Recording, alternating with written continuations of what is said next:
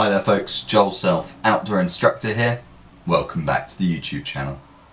In today's video we're going to be having a chat about getting qualified in the outdoors as an instructor and the process I personally go through to choose which qualification is a good one for me to go for and maybe which one I should either leave for later down the line or is something that maybe I should consider avoiding as a qualification. Before we get into all of that though, I want to remind anyone who's new to the YouTube channel that you can hop down below and click both the subscribe button and the bell icon so every time a new video comes out you'll get a notification about it. All of that stuff being said, let's get into the video. So I'm sure there are going to be a few folks who are watching this video waiting for that crucial moment where I say you need this qualification. I'm not going to do that because choosing a qualification, particularly to start your journey as an outdoor instructor, is not something that is sort of one size fits all. I can't tell you what I did and make that apply to your life. It won't necessarily work out the same way. And we're going to go through instead the way I choose which qualifications suit me and the methodology behind that. Before we go straight into that though, I will give you an example.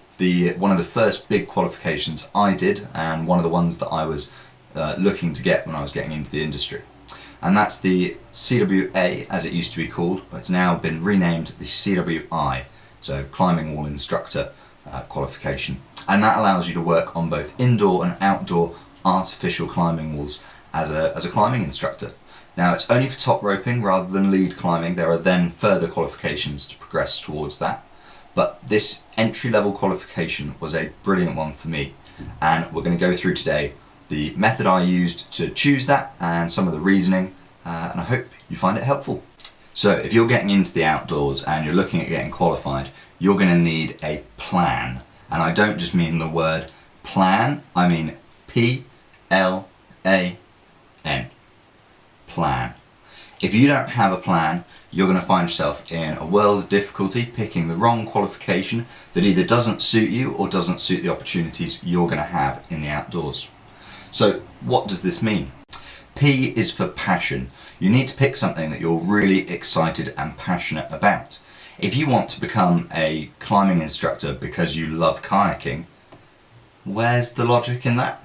You're going to go to an outdoor centre and you're going to be given a group of kids, or you're going to, open up your website, you're going to get your first booking and you're going to go out on the hill, whatever the case may be, and you're going to get there with your group and find, oh, I'm not that excited by this. And if you're miserable and not very happy and not very engaging and not promoting this sport to its fullest, highest level of excitement, the company you're working for, the centre you've gone to, those clients, if you're working independently, I'm not going to come back to you. You absolutely need to pick stuff that you're passionate about. So for me, I'm a really keen climber both indoors and out, and so I was really excited to bring other people into climbing. So that made the CWI a great first step for me as a climbing instructor because I was already a climber and already really excited about it. Next up is L. The L stands for location. Now really, this is going to depend on how committed you are to what you're doing and the qualification you're going for, or the qualification you may be considering. Location of the work rather than the course. So it might be that you are planning on doing your mountain leader, but you live in Cornwall.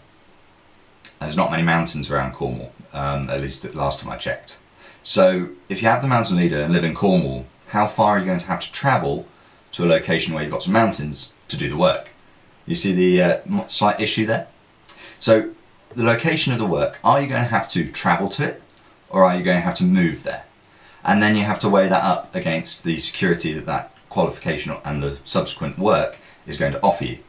If you're able to get a job at a centre and I'm going to move to this area, I'm going to take people mountaineering, I'm going to take people walking, whatever the case may be, that may be well to move a really long way or have a fairly hefty commute.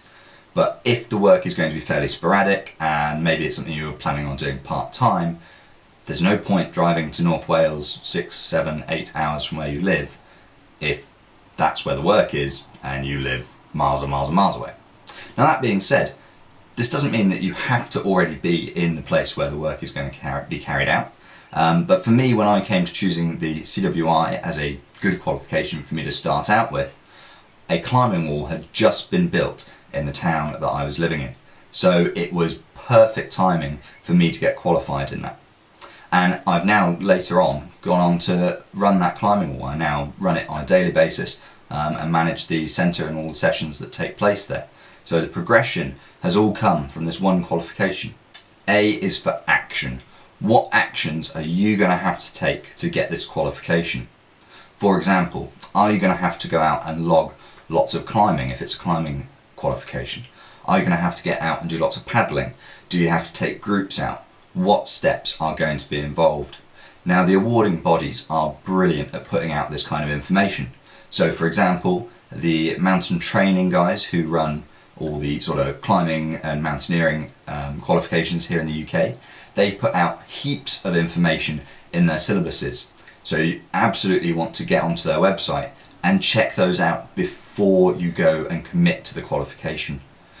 Certainly with mountain training, there's going to be a registration fee as well as then your training and your assessment. So not only understanding those key steps, but understanding all the bits that go in between is going to be super important to make sure that you can give yourself a realistic timescale to achieve the qualification you want to get. N, what's next? So, what is next? Are you going to go for the qualification you've been thinking about? And how are you going to start doing that? Or is the next bit going to be thinking about another qualification? Now, don't be too put off if you think, oh, I live miles away, or I don't know how much work there is locally. You just need to take the time to research that, and maybe that should be your N. If you need to next go out and research, next go out and explore, next go out and talk to your local activity centre or your local climbers at the climbing wall, would they be interested in some one-to-one coaching? Therefore, should you go and get qualified as a climbing instructor with the idea of moving on to being a coach? Because if there's a market for that, you can make money there and make a living there. And really, that's what you have to be constantly looking to do. So that's why I became a CWI now. Straight off the bat, that was one of the big first qualifications I went for. Doesn't have to be the one you go for, and I really hope that this idea of plan has helped you get into your head what you should be going for next. I've been Joel Instructor. Thank you so much for watching today's video. I hope it has been a help. But for now, goodbye.